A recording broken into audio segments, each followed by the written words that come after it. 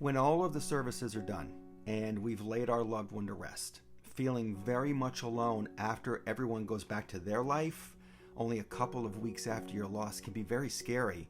In fact, the silence can be deafening.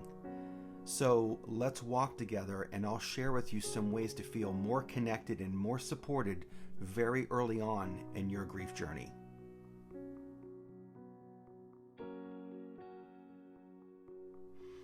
Hey friend, welcome back to Grief Questions Answered. I'm Eric, and it's my goal with these videos to share everything that I've learned about how to survive, find support in the loneliness of grief, and how to intentionally get back up and live beyond the loss of a loved one. If this grief tip that I'm sharing with you today doesn't help, I am confident it can and will help at some point in the future, so be sure to watch this video and save it for later on. So today's question comes from Emma, who asked me, what am I supposed to do when everyone goes back to their lives? I feel so alone. And so Emma, in the couple of weeks after we lose a loved one, there is usually this very big sense of support and connection, even if you feel like you have to take care of others during that time. And unfortunately, though, most of the people that do show up for you early on, they do have to go back to their lives at some point. And that hurts. And when it happens, those first few steps can feel very scary because when everyone does go back to their lives, we feel all alone, especially because we're already missing our loved one. And not to mention that the feelings that maybe no one really cares after those 2 weeks can start to come up. And when they do, that adds to the scariness. But here's the good news. It doesn't have to be that way. And if you've been dealing with your loss for a while and you felt like you're all alone, then you'll want to watch the rest of this video so that you can see some other ways of getting some support right now.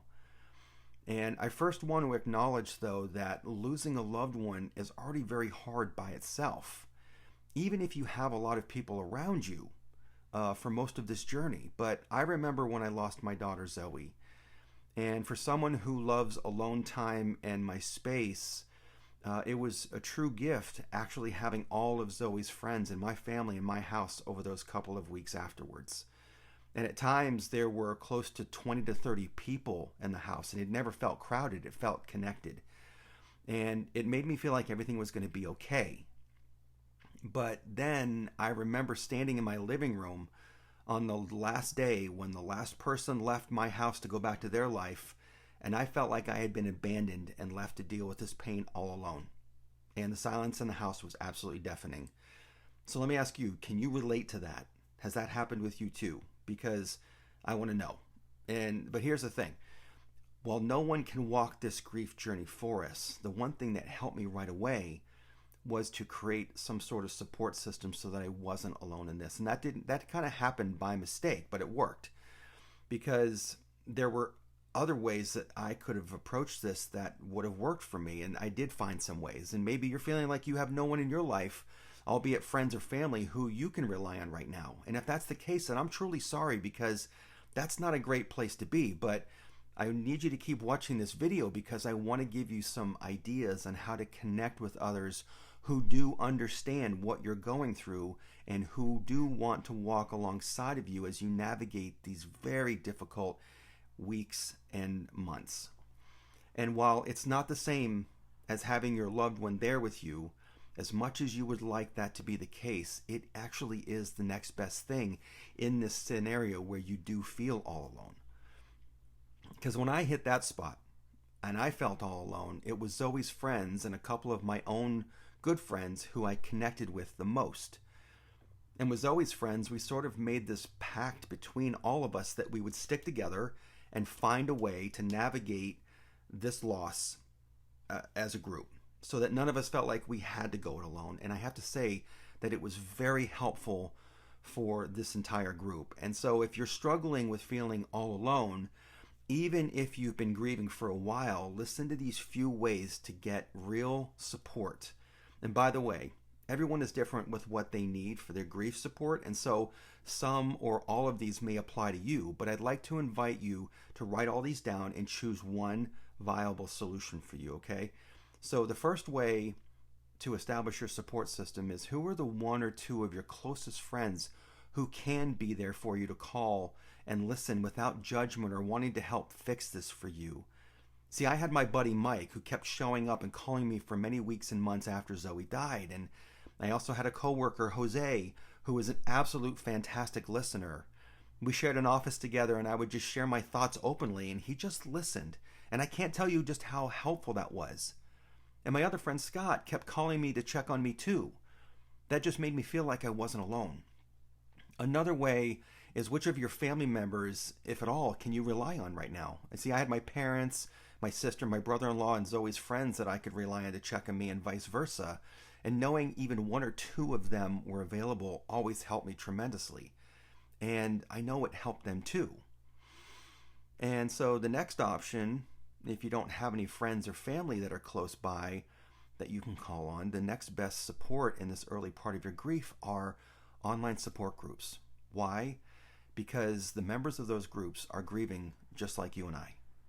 The members understand the ups and downs of the emotions that we're going to feel when we are grieving, and plus they can provide some actual companionship, not only because they may be in the same place as you on their journey, so you're with like-minded people. And it's a great community to be in. And together you find ways to navigate those difficult days. And I've seen a lot of people in my support group connect as friends offline, which is even more powerful way to feel supported. So if you'd like to join my free grief support group, the link is in the description below. Let's see, another way to feel supported early on is to connect with a counselor or your grief coach, where you can talk with them at least once a week, if not more, if it works out that way. See, my coaching clients that I work with on a weekly basis, we're focused on finding ways to progress through the grief, not be held back by it for the rest of their days. And then the final option that I'll share with you today is to connect with groups in your local community. Check your local newspaper, Craigslist, your town hall, churches, or your town website to find some grief support groups that meet in person, because there's a power in connecting with others face to face, and that may be the best option for you.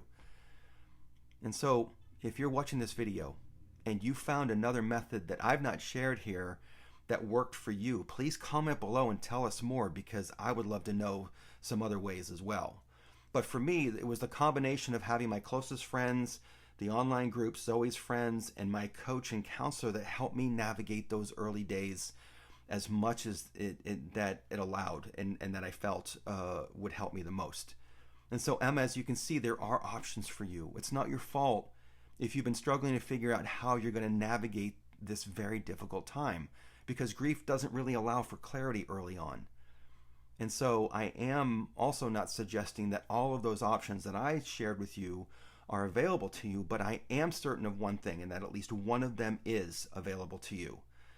And so one option is better than having none, especially if you're struggling through the loss of a loved one so very early on. As always, I hope this helps. Do you have a question about grief that I can answer for you? Let me know in the comments below. And if you haven't done so yet, click that subscribe button down below, as this is one of the best ways to get notified of new videos just like this and to show support for the channel. So let's continue to walk together, and I'll see you in next week's video.